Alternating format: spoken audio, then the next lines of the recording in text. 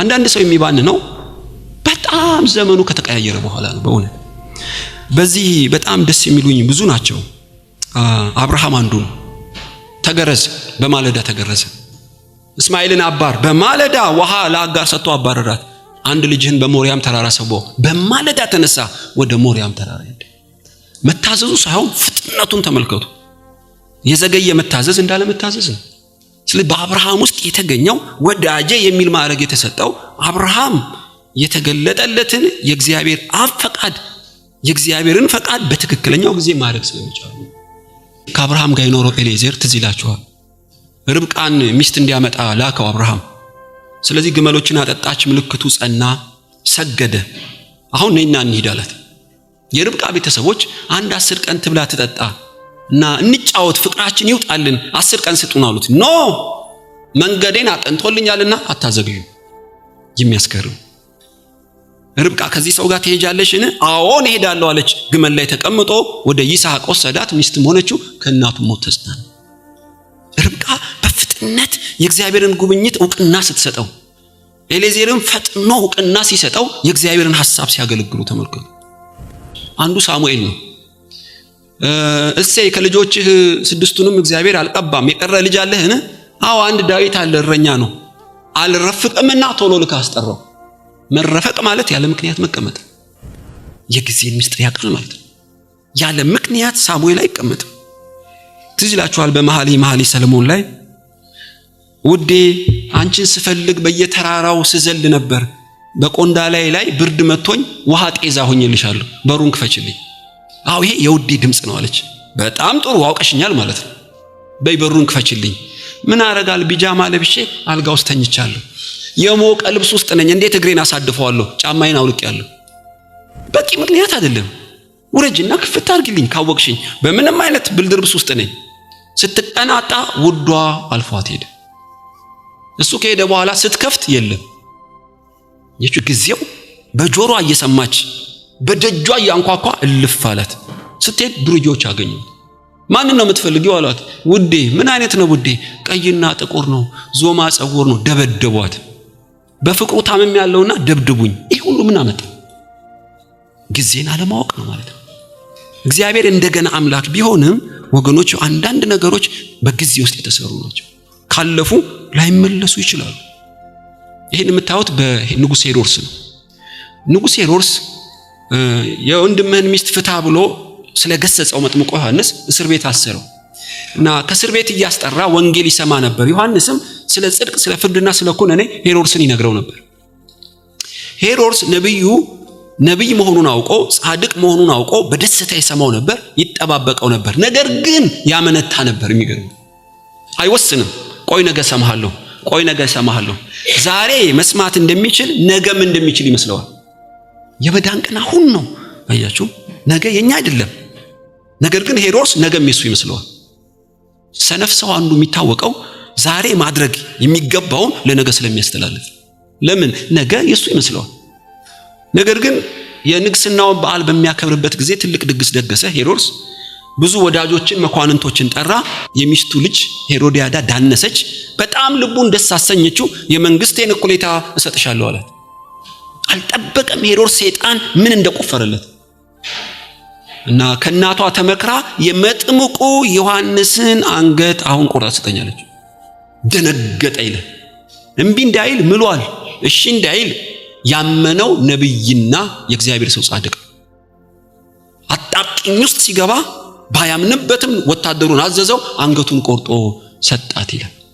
ስለዚህ ሄሮድስ እንደ እብድ ነው ያደረገው። ታውቃላችሁ፣ ዮሐንስ ውስጥ አድሮ የእግዚአብሔር መንፈስ ሄሮድስን በቤቱ ቁጭ ብሎ ሲመክረው ውሳኔ መወሰን የሚገባውን ጊዜ አሳለፈው። አለቀ።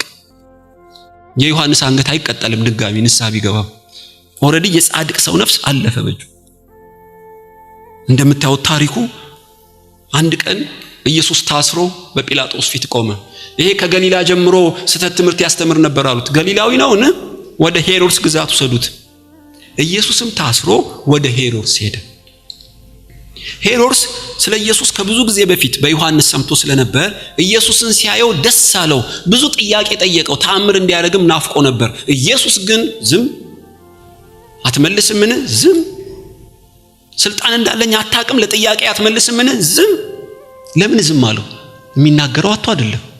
ኢየሱስ በዮሐንስ ውስጥ ሆኖ ለሄሮድስ ያልነገረው ሊነግረውም የሚገባ ምንም የለም። ሁሉን ነግሮታል። ጊዜውን ግን አሳለፈ። አብርሃም በመመሪያ አድባር ዛፍ ተቀምጦ ሳለ አንገቱን ቀና ሲያደርግ 3 ሰዎች አየ። ሮጦ ሰገደላቸው። ወደ ቤቴ ግቡ፣ ጥቂት ውሃ ለእግራችሁ፣ ቁራሽ እንጀራ ለሆዳችሁ ላቅርብ። የተናገረው ጥቂት ውሃና ቁራሽ እንጀራ ነው ያለው።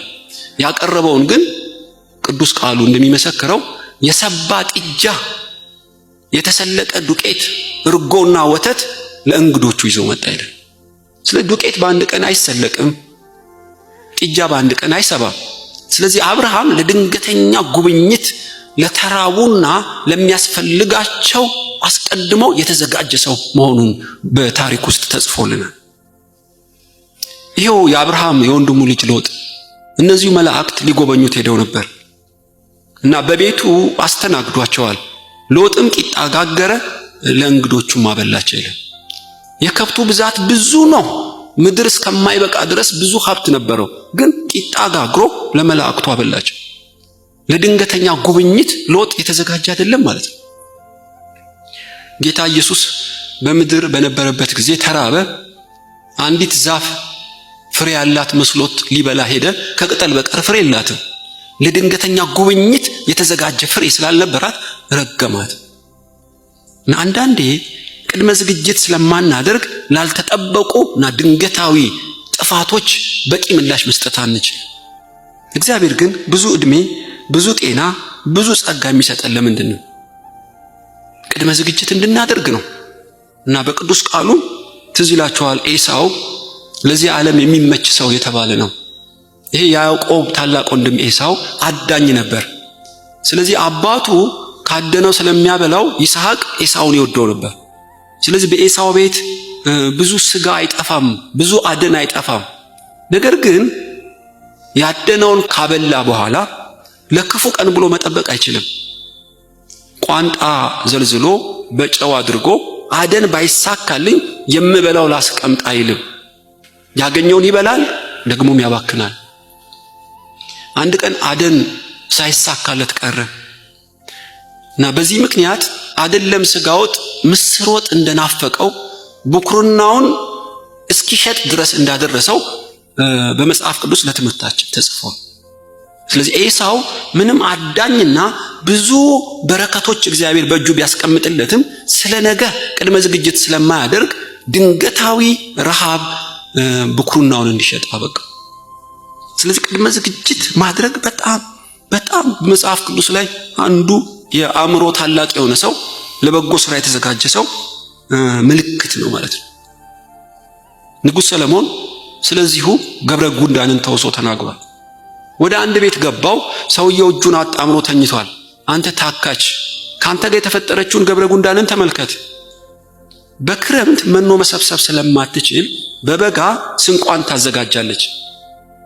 ችጋር ሰይፍ እንደታጠቀ ወንበዴ እንዲመጣብህ ነውን? ታካች አልኩት ይላል። ስለዚህ ገብረ ጉንዳን ጠቢብ ናት ካሰኛት ጥቃቅን ፍጥረት ብትሆንም ልባምና የትጉ ምሳሌ የሆነችው ለክፉ ቀን ጎርፍ ሲመጣ፣ ወንዝ ሲመጣ መኖ መሰብሰብ ስለማትችል በመልካሙ ጊዜ ስንቅን ማስቀምጧል። እንደዚህ ያሉ ምሳሌዎች በብዙ ተጽፈውልናል። መጽሐፈ ምሳሌ ላይ ልባም ሴትን ማን ያገኛት ይችላል? ወደ ሩቅ እንደ ነጋዴ መርከብ ነች። ወደ ሩቅ ትሄዳለች፣ ቤተሰቦቿን እጥፍ ድርብ ታለብሳለች እና ከክረምት የተነሳ አትፈራም። ለምን? በመልካሙ ጊዜ ቤተሰቧን እጥፍ ድርብ ስላለበሰች። ልባም ሴት ምልክቷ ቀድሞ በማሰቧ ነው። ስለዚህ ነው ጻድቅ ሰው በምቹ ጊዜ ወደ ፈጣሪው ይጸልያል፣ ክፉ ነገር ሲመጣ አያገኘውም የተባለው ለዚህ ነው።